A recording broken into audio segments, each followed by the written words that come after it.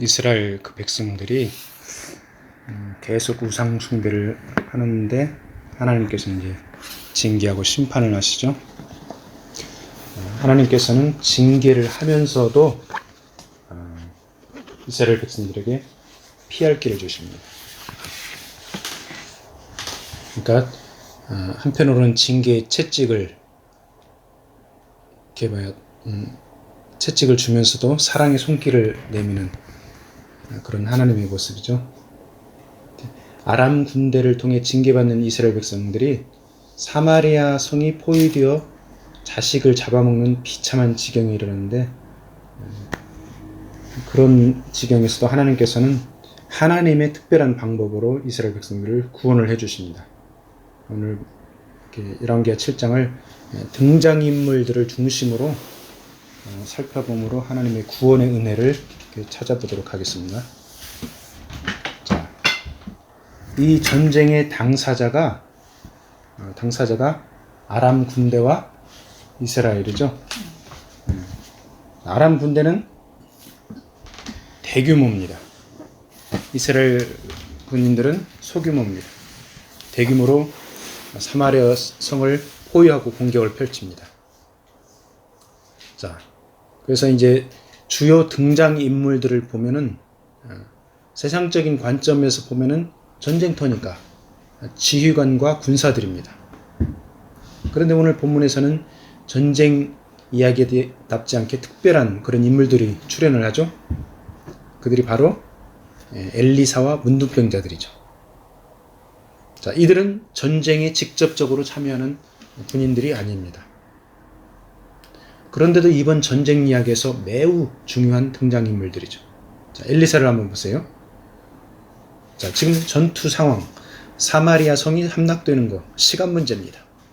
아람 군대가 겹겹이 포위하고 있는데 식량은 바닥나고 사기는 바닥에 떨어져 있습니다. 아람군 입장에서는 최대한 신속하게 성을 점령하는 것이 당면 과제죠. 자, 사마리아 성 안에 이스라엘 사람들, 이제 전쟁은 지는 건 당연한 거고 죽느냐 사느냐 이것이 큰 문제로 다가왔죠. 성 안의 모든 사람들이 생사의 갈림길에서 절대 위기 상황에서 있을 때, 자, 엘리사가 무엇을 했습니까? 엘리사가 한 일은 들으라 이스라엘, 하나님의 말씀을 선포합니다. 자, 내일 이맘때가 되면은 식량이 생겨가지고 그것도 아주 싼 값에 식량을 먹을 수가 있을 것이다. 이 하나님의 말씀을 선포합니다. 전쟁의 공포, 그리고 굶주림, 지쳐있는 이 백성들, 그리고 군인들, 이 사람들 입장에서 보면 하나님의 말씀을 선포하는 엘리사, 도저히 이해가 안 됩니다. 그런데 엘리사가 선포하는 그 하나님의 말씀의 내용은 굉장히 소망을 주는 내용입니다. 지금 당장 먹을 것이 없어가지고 아이들을 잡아먹는 그런 실정인데, 내일이 되면은 식료품 값이 헐값이 되어가지고 밀가루, 보리 아주 싼 값에 사 먹을 수 있다는 그런 메시지죠. 자, 세상적인 관점으로 보면은 최악의 절망적인 상황에서도 하나님의 종은 말씀을 선포해야 한다. 이것을 엘리사가 보여주고 있죠. 사람들이 믿고 안 믿고 여부를 떠나 주의 종은 하나님이 주시는 말씀을 받아서 선포해야 한다. 이거죠. 아멘. 엘리사는 하나님께 받은 말씀을 들으라 이스라엘아, Hear the Israel, 영어 성경에 보니까 Hear Israel 이렇게 선포하고 있습니다. 이 말씀을 들은 사람들의 반응이 어땠을까요? 대부분의 사람들이 못 믿거나 안 믿었을 것입니다. 거기에 대표적으로 나오는 한 사람이 있죠. 장관, 고위공직자입니다.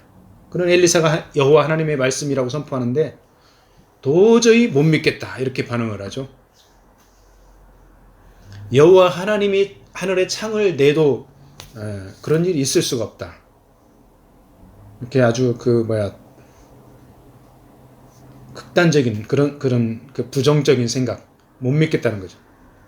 근데 이 장관뿐만 아니라 우리가 그런 상황에 있었을 때도 우리도 아마 믿지 못했을 것입니다.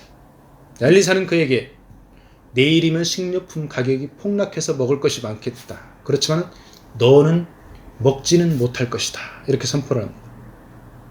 자, 엘리사의 말씀 다음 날 정확히 성취됩니다. 네. 식료품 값이 폭락했습니다. 아람 군인들이 다 도망갔습니다. 그리고 이 장관은 어떻게 했습니까? 네. 식료품 값이 떨어지는 것은 두 눈으로 봤지만은 먹지는 못하고 군중들에게 밟혀 죽었습니다. 그래서 하나님의 말씀을 담대히 선포하는 주의 종들을 통해서 하나님께서는 오늘도 일을 하십니다. 그 다음에 등장인물 아람 군대를 보세요. 자, 아람 군대 사마리 성을 쫙 포위하고 있죠. 사마리아 성 안의 사람들이 굶어 죽어서 어서 빨리 항복하기를 아사작전을 펴고 있죠. 이제 조금만 기다리면 성을 함락할 수 있습니다. 그런데 갑자기 해질녘 황혼 무렵이 되니까 병거소리, 말소리, 군인들의 엄청난 함성 소리가 들립니다. 이 소리를 들은 아람 군인들 극도의 공포감이 몰려옵니다. 도대체 이게 무슨 소리일까? 자, 두려워하면서 생각을 해봅니다. 이스라엘 사람들이 용병을 썼나 보다. 저 싸움 잘하는 헷 용병, 그 다음에 애굽 용병을 고용했나 보다. 이렇게 지레짐작을 하고 정신없이 도망치며 후퇴를 합니다. 얼마나 급하게 철수를 하는지 군량, 그 다음에 물건, 모든 거 다 팽개치고 겨우 몸만 도망쳐간 것입니다. 원래 군대가 이렇게 진을 치면 보초들이 주변을 쫙 지키면서 보고 있습니다. 그런데 보초들이건 군인들이건 뭐 할 것 없이 해질녘에 엄청난 병거소리와 말소리에 혼비백산해서 모두가 도망가 버린 것이죠. 자, 일반적인 전투 상황에서 있을 수가 없는 일이 발생한 것입니다. 이것은 상식적으로 설명을 할 수가 없습니다. 전적으로 전쟁에 능하신 여호와 하나님께서 역사하신 것입니다. 문둥병자들이 아람 진영으로 이동한 시간 해질녘입니다. 그리고 아람 군대가 도망친 시간 이때도 해질녘입니다. 하나님께서 정확히 시간을 맞춰서 초자연적인 방법으로 아람 군대에게는 극도의 공포감을 주어서 도망치게 만드셨고 문둥병자들에게는 아람 군대가 철수하는 이 소식을 전할 수 있는 그런 역할을 감당하게 한 것이죠. 자, 그때 역사하신 하나님께서 지금도 살아 계셔서 역사하고 계십니다. 아멘. 지금 이 한반도 정세를 보면은 중국과 일본이 경제적인 방법으로 한국을 괴롭힙니다. 자, 세상적으로 객관적으로 보면은 한국은 그 두 나라에 비해서 굉장히 약소 국가입니다. 중국과 일본과 한국이 붙었다면은 그런 나라들도 아마 좀 피해를 입겠죠. 그렇지만 한국은 엄청나게 큰 피해를 보게 되어 있습니다. 그런데 한국은 보이지 않는 힘이 있습니다. 그것은 바로 기도하는 하나님의 백성들이 아직도 많이 있습니다. 하나님께서 중국과 일본에 두려움을 주면은 그들은 두 손 들고 항복할 수밖에 없습니다. 안 믿는 사람들은 일본 제품 불매운동하고 세상적인 방법으로 대응합니다. 충분히 그럴 수가 있고 믿는 사람들도 동참할 수가 있습니다. 그런데 우리 믿는 사람들은 한 차원 더 나가서 하나님의 관점으로 바라봐야 합니다. 그것은 바로 한국교회가 부자가 되고 교만해져 가는데 회개하고 겸비하여 더 간절히 하나님의 나라와 의를 구하고 우리 민족을 위해서 중보 기도를 해야 되겠습니다. 그리고 하나님께서 어떻게 일하시나 기다리면 됩니다. 하나님은 기도하는 백성들의 부르짖음을 들어 응답하십니다.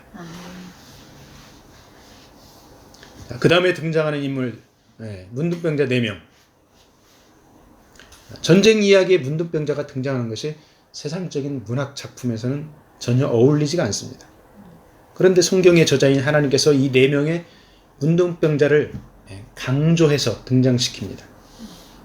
이스라엘 사회에서 문둥병자들은 저주받은 사람들입니다. 주류 사회에 진입을 못합니다. 성문 밖 어귀에서 삽니다. 성 안에 들어가지를 못합니다. 가족들이나 일반인들이 갖다주는 음식으로 그저 목숨만 부지하는 문둥병자들입니다. 전쟁의 승패에 아무런 영향력이 없는 오히려 걸리석거리는 그런 하찮은 존재들이죠. 그런데 그런 문둥병자들이 전쟁 이야기에 등장합니다. 음식을 날라주던 가족들이 본인들도 굶어 죽게 생겼는데 이 문둥병자들 도와줄 수가 없습니다. 그래서 성문 밖에 있는 문둥병자들도 굶어 죽을 수밖에 없는 그런 입장이죠. 그래서 이 4명의 문둥병자들이 이래도 죽고 저래도 죽는 자, 서로 신세한탄을 합니다. 이 사람들의 최대의 관심사 역시 먹을 겁니다. 성 안에 있던 사람들도 마찬가지고 문둥병자들도 마찬가지고 먹을 게 없으니 죽는구나. 저 아람 군대가 쳐들어와서 먹을 게 없으니까 죽는구나. 생과 사의 문제가 최대의 관심사입니다. 그래서 이 4사람의 문둥병자가 서로 이야기를 하다가 한 가지 결론에 도달합니다. 자, 사마리아 성 안에 식량이 없으니까 가만히 있으면 굶어 죽는 것은 시간 문제다. 그러니 저 아람 군대에 가서 항복하고 먹을 것이라도 구걸해보자. 이래도 죽고 저래도 죽으니 이판사판이다. 그래서 이 문둥병자들이 아람 군대 진영으로 항복하러 갔는데 가보니까 군사들이 전혀 보이지 않습니다. 식량과 군사 물자들만 남아있습니다. 엄청나게 굶주려 있던 이 문둥병자들이 가장 먼저 한 일은 닥치는 대로 먹는 것이었습니다. 그렇게 허기를 좀 채우고 나니까 그 다음에 눈에 띄는 게 돈 되는 물건들이었습니다. 그래서 돈 되는 물건들을 열심히 챙겼습니다. 이 문둥병자들 뿐만 아니라 모든 사람들, 대부분의 사람들이 하는 행동이죠. 그래서 의식주를 해결하고 나니까 소유물을 채워나갑니다. 그런데 이 문둥병자들이 배도 부르고 돈 되는 물건도 챙기고 가만히 생각을 해보니까 이제 제정신이 돌아오니까 성 안의 모든 사람들이 굶어 죽어가고 있는데 아무래도 그들을 위해서 무엇인가 조치를 취해야지, 그렇지 않으면 벌을 받을 것 같은 그런 생각이 듭니다. 그들 스스로가 이 사건을 아름다운 소식, 굿뉴스, 복음으로 표현을 하고 있습니다. 그래서 이 문둥병자들이 제보를 합니다. 이 제보로 이스라엘 백성들은 굶주림을 면하게 되었습니다. 이 문둥병자들을 등장시킨 하나님의 마음은 무엇일까요? 사람들의 시각으로는 문둥병자들은 버림받고 하찮은 사람 같지 않은 존재들입니다. 하지만 하나님의 입장에서는 그들도 역시 하나님의 형상에 따라 창조된 소중한 영혼들입니다. 그래서 하나님은 그들을 통해서 아름다운 소식이 전파되게 했고 주류 사회에 속한 많은 사람들이 이 버림받은 사람들이 전한 소식을 듣고 구원을 얻게 된 것입니다. 문둥병자를 들어 쓰시는 하나님이 우리도 들어 쓰실 줄로 믿습니다. 우리는 이미 아름다운 소식, 복음을 소유하고 있습니다.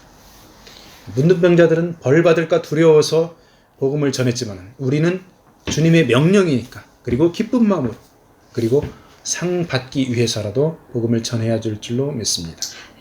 우리 주변에 하찮아 보이는 그런 사람들이 있습니까? 인간적인 관점으로 보기에는 하찮은 사람들, 하나님의 보시기에는 소중한 영혼들입니다. 우리의 편견, 선입관, 차별하는 마음을 내려놓고 그들에게 사랑을 베풀어야 할 줄로 믿습니다. 아멘. 자, 그 다음에 등장하는 중요한 등장인물, 이스라엘 왕입니다. 세상적인 관점에서 보면 굉장히 중요한 이스라엘 왕입니다. 그렇지만 본문에서는 별로 중요한 역할을 차지하고 있지 않습니다. 적어도 하나님 나라 관점에서 보면 이 이스라엘 왕은 말만 내세우는 그런 중요하지 않은 등장인물입니다. 자, 부하들을 통해서 문둥병자들이 전한 소식을 들은 왕은 전형적인 군대 지휘관의 반응을 보입니다. 즉, 아람 군대가 거짓으로 진영을 비웠다. 우리들 유인할 것이다. 그리고 숨어서 기다리고 매복해 있다가 우리가 가면은 기습 공격을 할 것이다. 이런 전쟁터에서 충분히 나올 수 있는 이런 의견을 제시합니다. 이 이스라엘 왕은 전에 엘리사에게 많은 도움을 받고 이스라엘을 지키기도 했습니다. 그렇지만은 엘리사를 의지했다가 또 세상 나라 방식대로 했다가 갈피를 못 잡고 우왕좌왕합니다. 전적으로 하나님 앞에 돌아오지를 못합니다. 아람 군대가 매복 작전을 하는 건지 엘리사의 예언이 성취되어 가는지 형세 판단을 못하고 정신을 못 차리고 있습니다. 참모들의 조언으로 정찰팀을 보낸 뒤에야 아람 군대가 퇴각한 것을 파악합니다. 그래서 우리 믿는 자들은 나라의 지도자들이 분별력을 갖고 하나님을 두려워하며 올바른 정책 판단을 하도록 그들을 위해서 기도를 해줘야 되겠습니다. 자, 본문에 등장하는 또 다른 사람들, 바로 사마리아 성 안에 있던 사람들이죠. 아람 군대가 철수하고 먹을 것이 쌓여 있다는 소식을 듣고 배고픈 이 사람들 파도처럼 밀려나갑니다. 그러면서 성문에 있던 그 장관, 이 파도처럼 밀려나가는 일반 사람들에게 발표 죽금합니다. 문둥병자들에게 들은 소식이 일반인들에게는 굶주림을 면하게 해주는 정말 아름다운 소식, 복음이었습니다. 그렇지만 이 장관에게는 심판을 동반한 심판의 소식이었죠. 성 안에는 많은 사람들이 우상을 섬기고 하나님을 떠났겠지만 그 중에서도 하나님께 남겨둔 신실한 백성들이 있었을 것입니다. 하나님께서는 그들을 차별하지 않고 성 안에 있던 모든 사람들에게 구원의 길을 열어주셨습니다. 그런데 하나님의 사람 엘리사가 선포하는 하나님 나라를 세워가는 말씀에 반역과 불신으로 반응한 장관에게는 심판이 임했다는 것입니다.